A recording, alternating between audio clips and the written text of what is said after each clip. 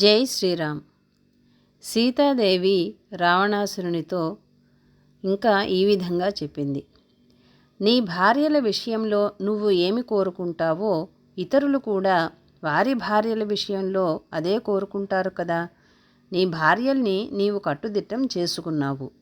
నీ భార్యల్ని ఇంకొకరు ఎత్తుకుపోకుండా చూసుకుంటావు.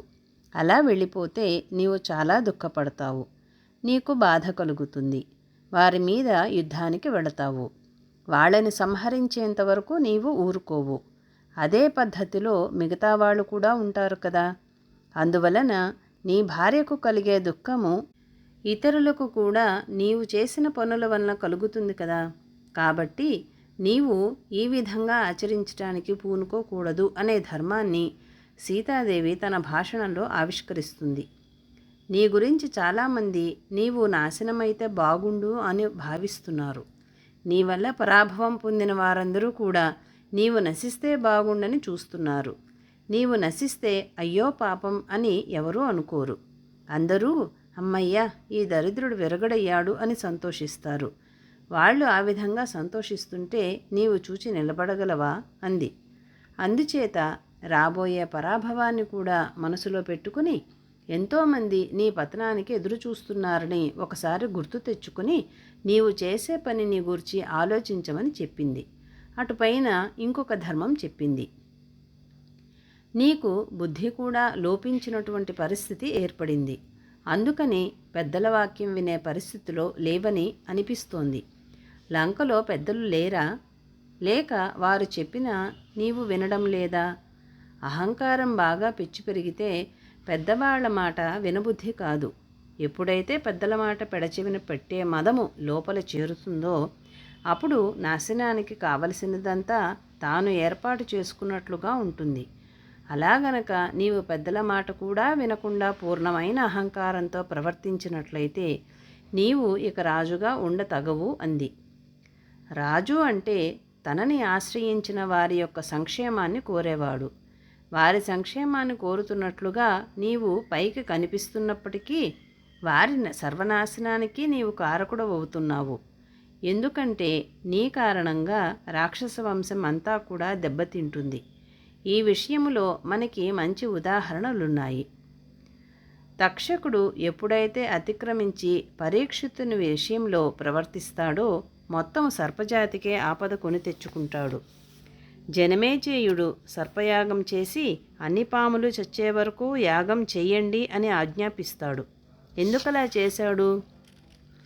ఒక సత్పురుషుడు రాజర్షి సరాసరి కృష్ణుని యొక్క ప్రతీకగా జీవిస్తూ 300 సంవత్సరముల పాటు కలియుగంలో ధర్మాన్ని 4 పాదాలుగా నిర్వర్తింపచేసిన ఒక ఉత్తమోత్తమ జీవునికి ఏదో కారణం వల్ల శాపం తగిలితే ఆ శాపము నిర్వర్తించవలసిన బాధ్యత తక్షకునికి ఏర్పడితే కొంత అందులో ఎక్కువ ప్రవర్తిస్తాడు తక్షకుడు.